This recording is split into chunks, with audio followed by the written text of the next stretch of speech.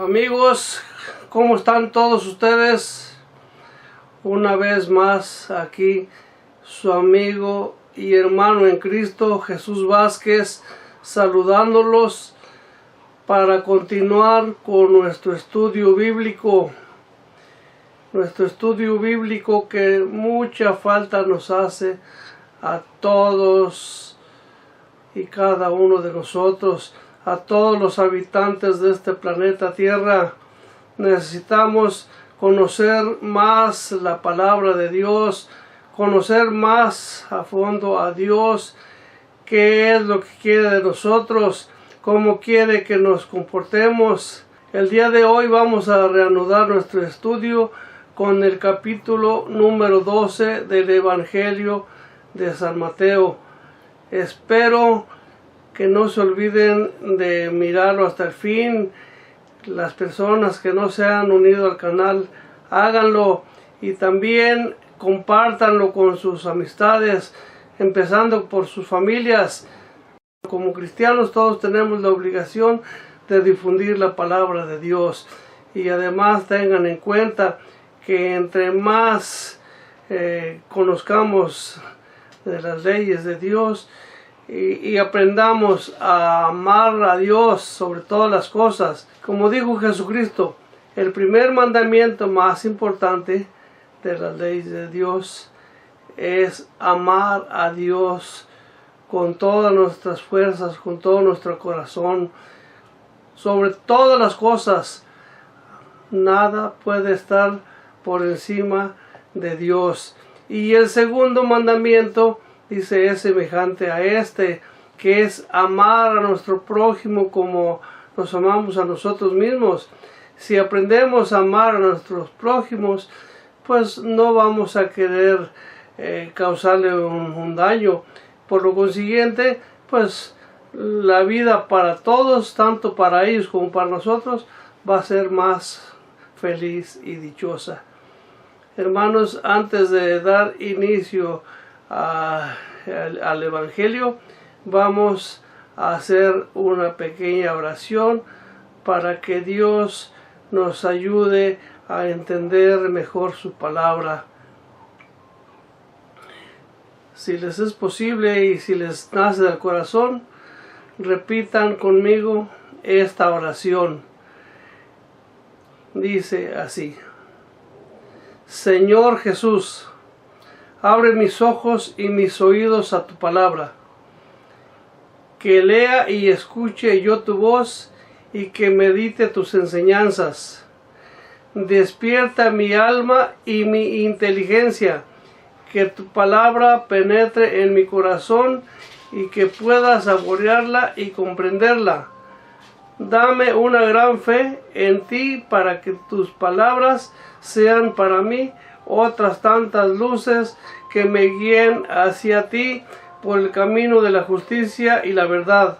Habla, Señor, que tu siervo escucha. Te lo pido, Señor, en nombre de tu Hijo Jesucristo, que contigo vive y reina por los siglos de los siglos. Amén.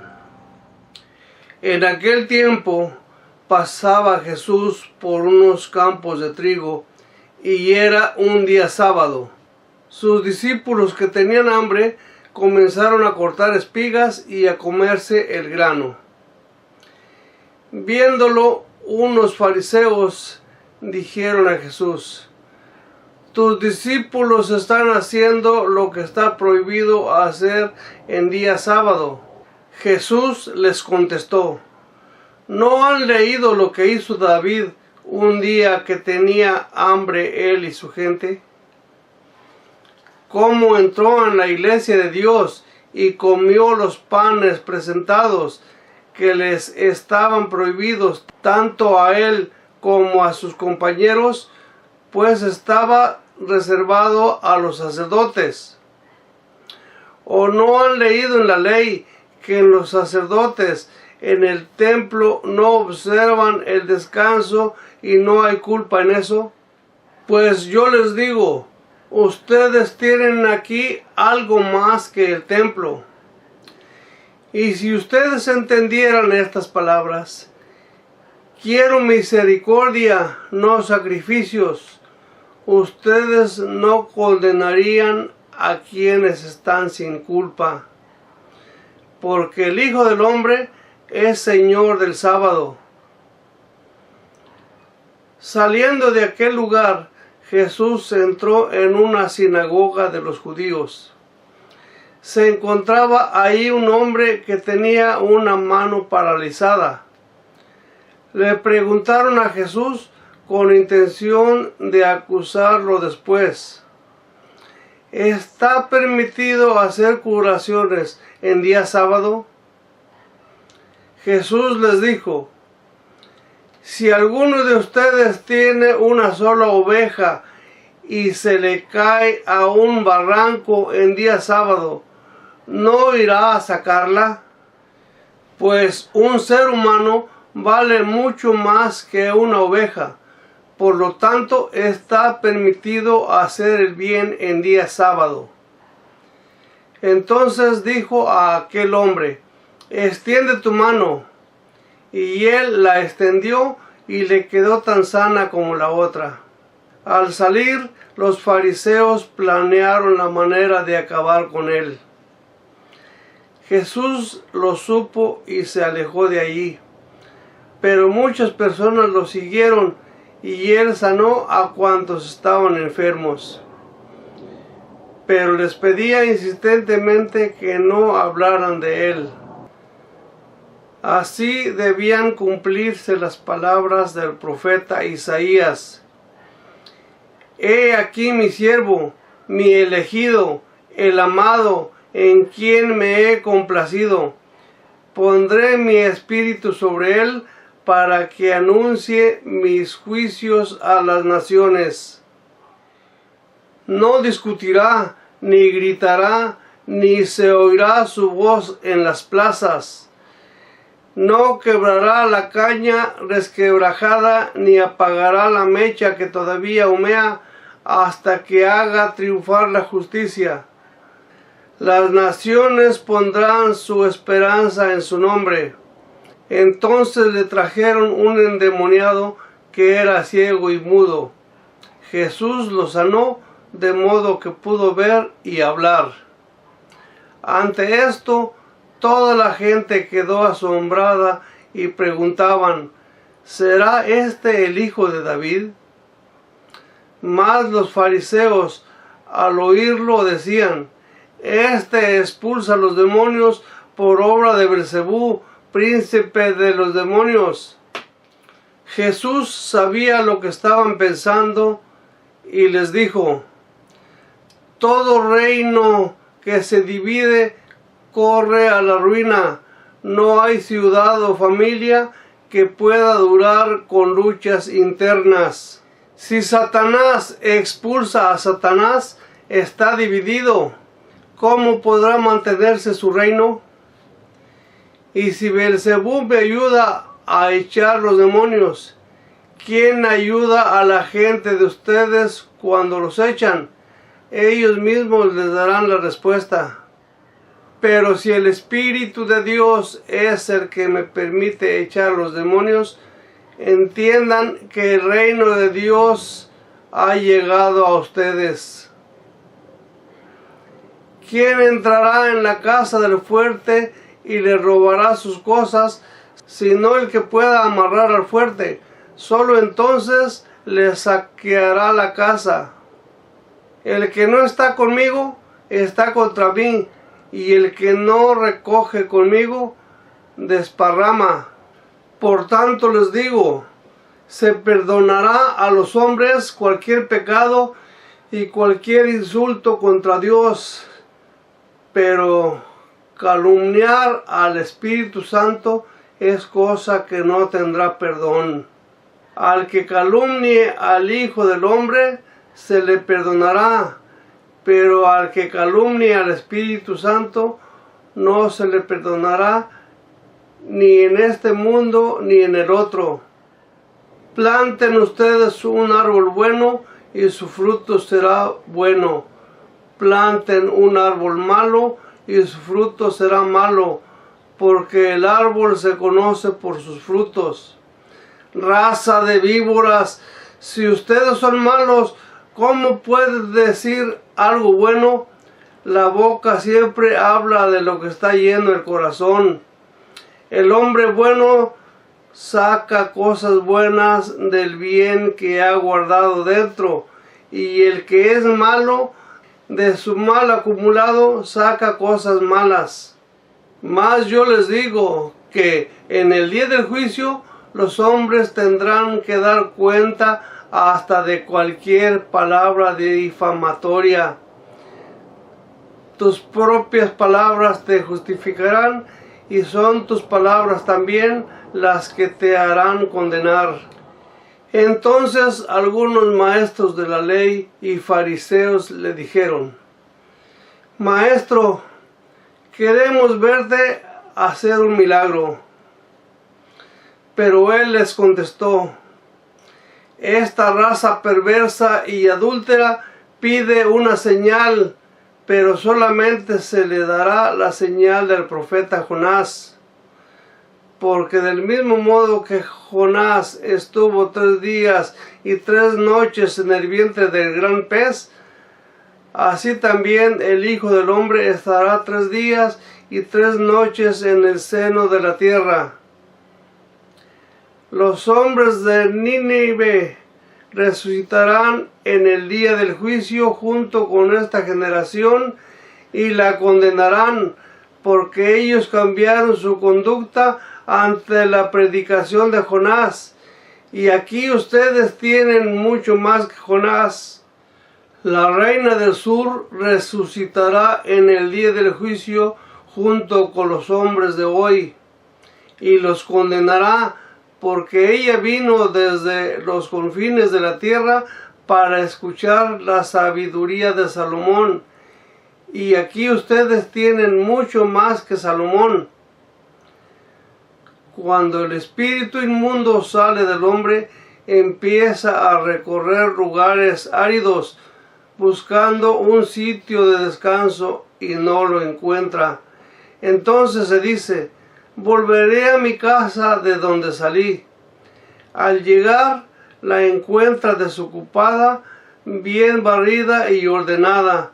Entonces va y regresa con otros 7 espíritus peores que él. Entran y se quedan ahí. La nueva condición de la persona es peor que la primera, y esto es lo que le va a pasar a esta generación perversa. Mientras Jesús estaba todavía hablando a la muchedumbre, su madre y sus hermanos estaban de pie afuera, pues querían hablar con él. Alguien le dijo: tu madre y tus hermanos están ahí afuera y quieren hablar contigo. Pero Jesús dijo al que le daba el recado: ¿quién es mi madre y quiénes son mis hermanos? Y extendiendo su mano hacia sus discípulos, dijo: estos son mi madre y mis hermanos, porque todo aquel que hace la voluntad de mi Padre de los cielos, ese es para mí un hermano, una hermana o una madre. Hermanos, esta es palabra de Dios. Vamos analizando un poquito este capítulo que acabamos de mirar.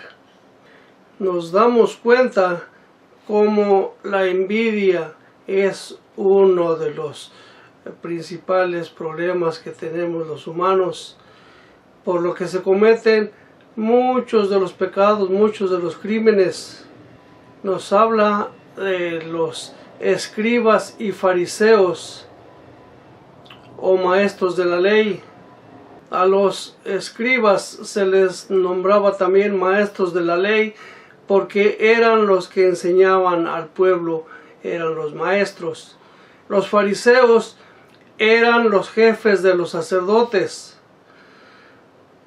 Pero cuando se dieron cuenta que Jesucristo hacía muchos milagros y el pueblo lo empezó a seguir, los corroía la envidia. Eran miles de personas los que seguían a Jesucristo, y por muchas personas que se reunieran en la iglesia, no creo que llegaran a esas cantidades, esas multitudes que seguían a Jesucristo y les gustaba la forma en que los enseñaba y decían: este hombre habla con sabiduría, no como lo hacen los sacerdotes en las sinagogas. Las sinagogas eran casas de oración, como las iglesias que tenemos ahora. A consecuencia de esas multitudes que seguían a Jesucristo, los empezó a corroer la envidia y quisieron deshacerse de él desde un principio, pero tenían que buscar una razón poderosa para poderlo acusar y que lo mataran. Los judíos, por si las personas que no lo sepan, hasta este tiempo, en la actualidad, la mayoría de los judíos no creen que Jesucristo era el Mesías, era el enviado de Dios que fue anunciado. Hasta la fecha siguen esperando que venga. Por eso nunca lo reconocieron como el Mesías, simplemente como un profeta. Pero ya habían matado a muchos profetas anteriormente que habían sido enviados a predicar la palabra de Dios. Y entonces se interponía a sus intereses, a las limosnas, a los diezmos que pagaban los fieles a la iglesia. Y esos diezmos pues ellos los manejaban a su manera. Supuestamente eran diezmos que deberían de ser repartidos entre los pobres y entre las viudas necesitadas que no tuvieran quien las ayudara. Pero la realidad es que ese dinero, o la mayor parte de ese dinero, se quedaban los dirigentes de la iglesia, los encargados de la iglesia se quedaban con ese dinero, como pasa ahorita también en la mayoría de las iglesias.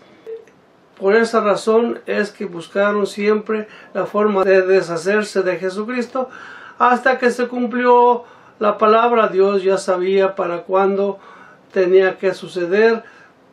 A eso vino Jesucristo, a morir por nuestros pecados, a derramar su sangre por nosotros, a servir de cordero en el sacrificio por nuestros pecados.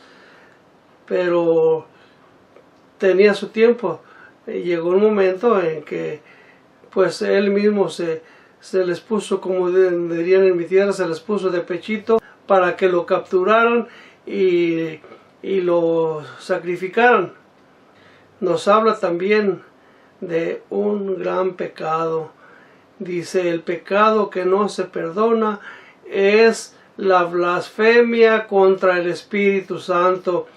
Puedes hablar mal de Dios, del Padre, del Hijo, hablar barbaridades como lo hacen ahorita en la actualidad muchas personas. Muchos niegan que Jesucristo es Dios, no creen en la Santísima Trinidad y hablan pestes de Jesucristo. Y dice que todos esos pecados pueden ser perdonados. Dice: sin embargo, la blasfemia contra el Espíritu Santo, ese pecado no será perdonado ni aquí en este mundo ni en el otro. No será perdonado jamás. Y también, si nos damos cuenta o analizamos en la actualidad, hay muchas personas que blasfeman en contra del Espíritu Santo, sobre todo en las redes sociales, como se habla mal de Dios, del Espíritu, y bueno, un sinfín de barbaridades que da tristeza. Pero nosotros podemos hacer mucha oración y debemos de orar por esas personas. Desafortunadamente, de cualquier forma, muchas personas, por más que oremos, no se van a salvar el día del juicio final, porque Jesucristo mismo, con su muerte, con derramar su preciosísima sangre, pudo salvar a esas personas, y no las puede salvar porque las personas no quieren ser salvos, prefieren dejarse engañar por el demonio, que a través de los cientos de sectas religiosas que han surgido, les creen más a ellos que a lo que está escrito en la Sagrada Biblia, que es palabra de Dios. Ahorita, en la actualidad, cualquier persona puede fundar su iglesia, empieza a hacer publicidad y en poco tiempo tiene un sinfín de seguidores. Hace algunos años, pues conocí a una persona que es pastor de una iglesia cristiana, y empezamos y nos poníamos a platicar, y me decía: hermano, usted conoce mucho de Biblia, usted puede ser pastor, yo tengo la autoridad para hacerlo pastor, busquemos un lugar para establecer una iglesia, le ponemos su nombre y usted va a ser el pastor de esa iglesia. Y viera cómo caen donaciones, hermano, con eso ya no necesita trabajar. Digo: no, hermano, yo no vendo mi alma por ningún precio. El traicionar a Cristo fundando una iglesia y mintiéndole a la gente, hacer que por mi conducto muchas personas me crean y se condenen, imagínese el castigo que a mí me espera.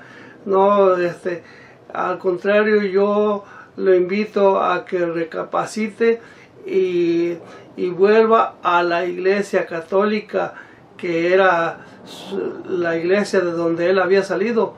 Entonces, cualquier persona ahorita que sepa hablar un poquito puede fundar una iglesia, y esa iglesia pues va a estar, lógico, como están todas las iglesias evangélicas, en contra de Jesucristo. Que Dios bendiga, que Dios perdone a esas personas el día del juicio. Puede ser que en un momento dado se arrepientan y pidan perdón a Dios, y Dios en su infinita misericordia los va a perdonar. Pero desafortunadamente, si no se arrepienten, no van a ser perdonados. Igual que yo, no quiero decirles que yo soy un santo, que soy una blanca palomita. Como ser humano, soy pecador. Todos los seres humanos somos pecadores. Todos los dirigentes de las iglesias católicas, los sacerdotes, los curas, los obispos y el mismo Papa es un pecador. Si Dios hubiera puesto como dirigente de la iglesia a ángeles, pues entonces esos no serían pecadores, pero no tendría que ser así. Dios quería que fueran seres humanos también los que dirigieran la iglesia. Hermanos, espero que esta reflexión les sirva y que compartan este video y todos los otros que he subido, y los que con la voluntad de Dios voy a seguir subiendo. En los versículos del 46 al 48 nos deja un mensaje muy importante, el cual a muchas personas confunde. Dice: mientras Jesús estaba todavía hablando a la muchedumbre, su madre y sus hermanos estaban de pie afuera, pues querían hablar con él. Alguien le dijo: tu madre y tus hermanos están allá afuera y quieren hablar contigo. Estos versículos confunden a muchas personas, y por tal motivo aseguran que María, la Santísima Virgen María, tuvo más hijos. Para entender el concepto, hermanos, entre los judíos es necesario mirar el contexto. Vamos a mirar el trasfondo.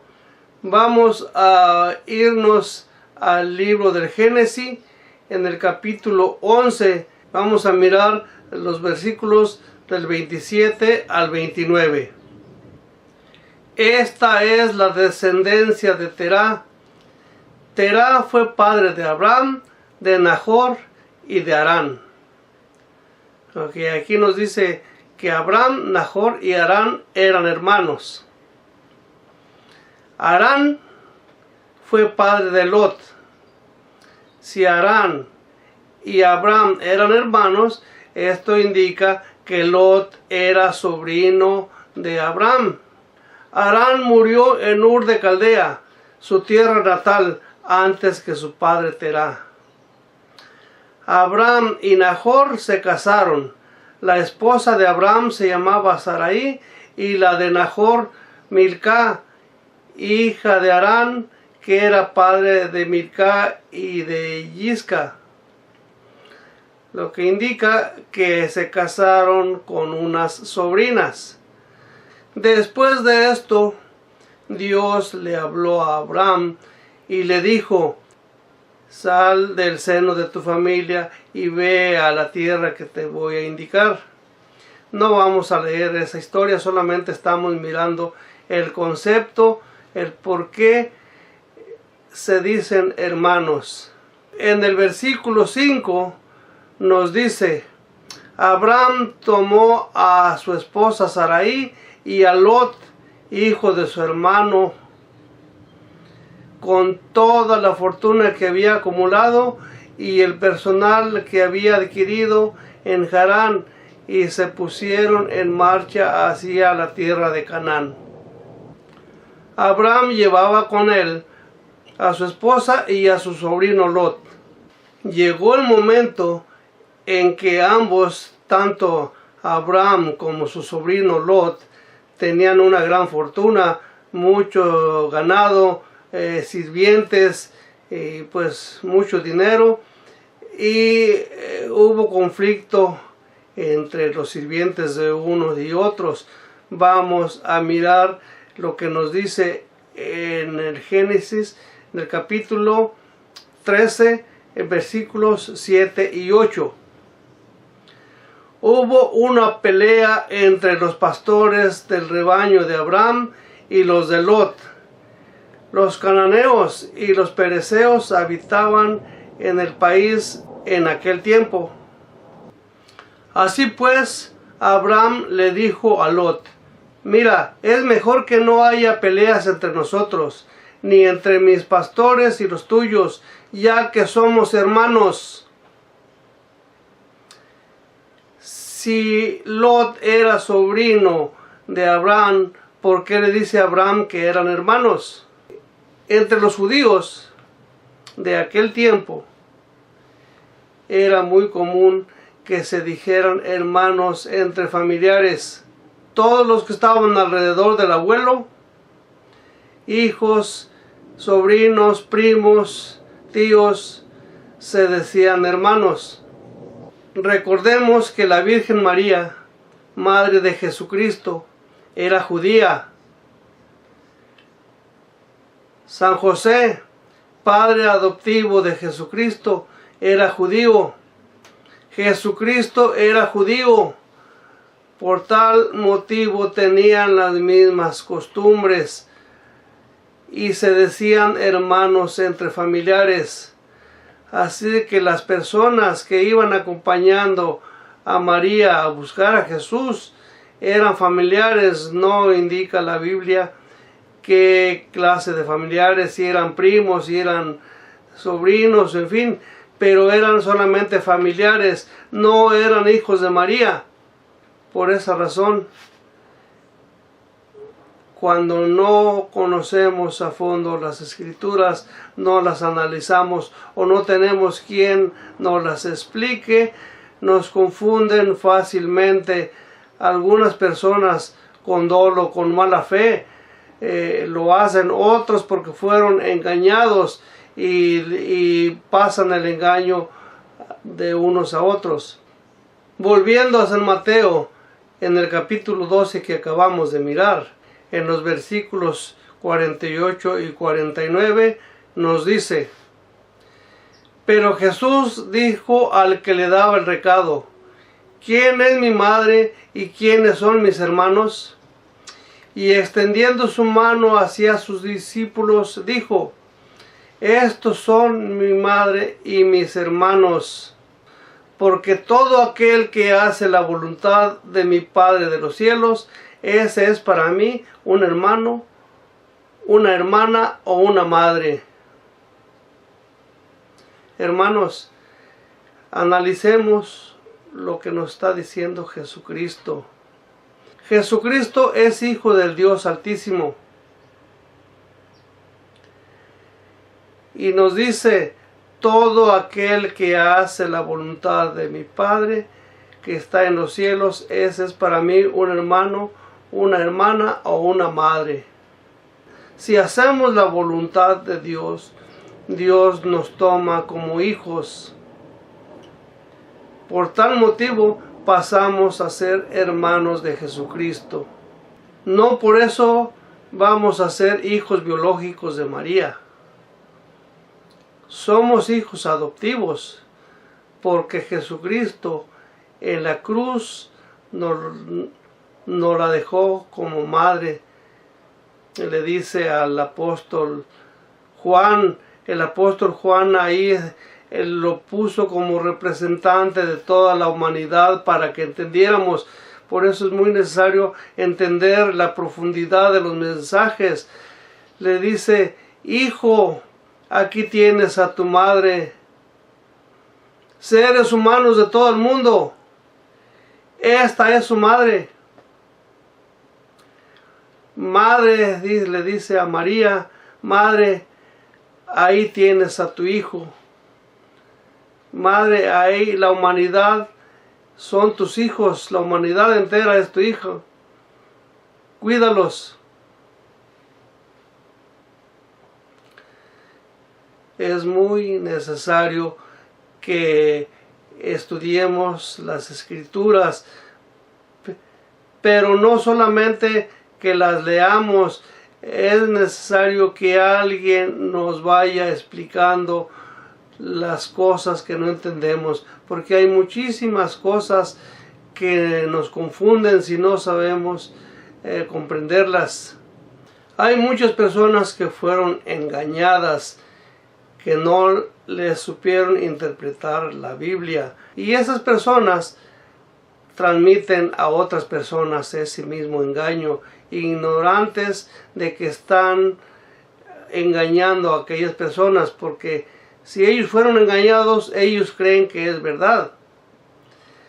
Pero hay otros que, aún sabiendo que es engaño lo que están transmitiendo, lo hacen porque quieren ganar adeptos para su iglesia, para obtener los diezmos que les van a pedir posteriormente.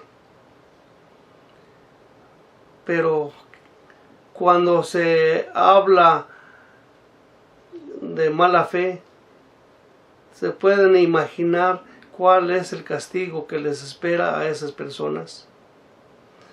Cuando son engañados, cuando la persona en su ignorancia transmite un mensaje, pues es malo por no haber investigado si es verdad o es mentira, pero no tiene tanta culpa como el que lo hace con toda la mala intención de engañar. Dice Jesucristo en los versículos del 34 al 37: raza de víboras, si ustedes son tan malos, ¿cómo pueden decir algo bueno? La boca siempre habla de lo que está lleno el corazón. El hombre bueno saca cosas buenas del bien que guarda dentro, y el que es malo, de su mal acumulado saca cosas malas. Mas yo les digo que el día del juicio los hombres tendrán que dar cuenta hasta de cualquier palabra difamatoria.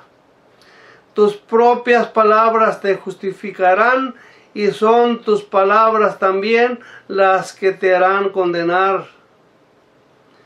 Hermanos, yo no sé ustedes, pero yo le tengo pavor al infierno, y pues dentro de mi maldad, porque como humano soy pecador, pero siempre le pido a Dios también que me perdone y que me guíe por el camino del bien, que me dé entendimiento, que mande su Santo Espíritu para que abra mi mente y mi corazón y me haga entender su palabra y poderles explicar a ustedes también, hermanos, las cosas correctas como deben de ser.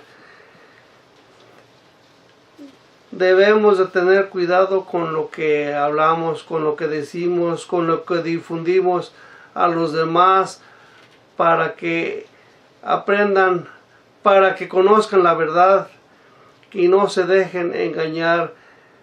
Les invito, hermanos, a que sigan mirando los videos, a que los difundan y poco a poco vayamos aprendiendo todos juntos. Recuerden que como cristianos tenemos la obligación de difundir la palabra. Todos fuimos criados para ser ministros, para ser apóstoles, pero hagamos las cosas bien, no nos dejemos engañar, rechacemos las acechanzas del demonio y mantengámonos en oración, porque la oración tiene mucho poder y es la que combate al demonio. Espero que estas palabras les sirvan, les hagan reflexionar y sigan mirando los videos que, si Dios me permite, voy a seguir subiendo en este canal. Que Dios los bendiga.